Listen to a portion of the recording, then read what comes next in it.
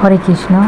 ছিল আজকে একাদশী, শয়ন একাদশী। তো একাদশীতে চলে গিয়েছিলাম ইস্কন মন্দির বরিশালে।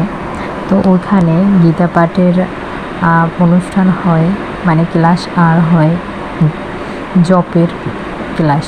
তো আমি চলে গিয়েছিলাম একাদশী উপলক্ষে সেই ক্লাস করতে।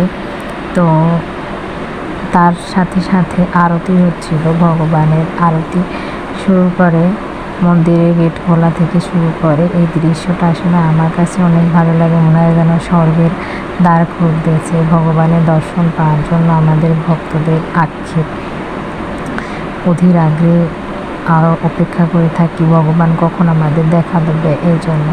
তো ভগবানের দরজা খোলার পর ভগবানের আরতি অনুষ্ঠান শুরু হয়। দেখো কত সুন্দর আরতি করতেছেন প্রভুরা। আমার সব থেকে ভালো লাগে ইস্কন মন্দিরের এই আরতি, পুজোর অনুষ্ঠান, তাদের নিয়ম কানুন আসলেই অনেক সুন্দর হয়। আর ভগবান লাল ড্রেসে পরেছিল জগন্নাথ পূজা বা জগন্নাথ রথযাত্রার পরে। তার এই লুকটা আমার অনেক ভালো লেগেছে, একদম লালপুরীর মতন লাগছিল আমাদের রাধারানীকে। ভগবান কৃষ্ণ শ্যামসুন্দরকেও সেই রকমের সুন্দর লাগতেছিল।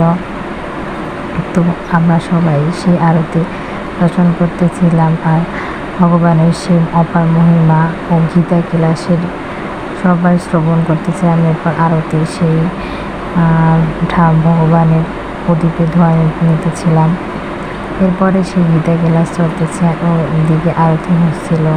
এগুলো আমরা ভক্তরা সবাই দেখতেছি। আর প্রভু সুন্দরভাবে গীতা বলতেছিল যে আমাদের এই পাঠগুলো ভগবান নিশ্চয় করে আমাদের প্রসাদ দেয়।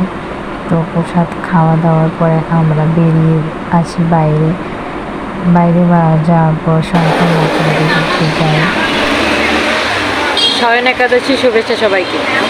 শরণ একাদশী শুভেচ্ছা সবাইকে। হরে কৃষ্ণ। হরে কৃষ্ণ। তো শঙ্কর মঠে গিয়ে একটু ঘোরাঘুরি করে এরপর আমরা বাসায় চলে আসি। আজ এ পর্যন্ত, টাটা। হরে কৃষ্ণ। সবাই একাদশী রাখবেন।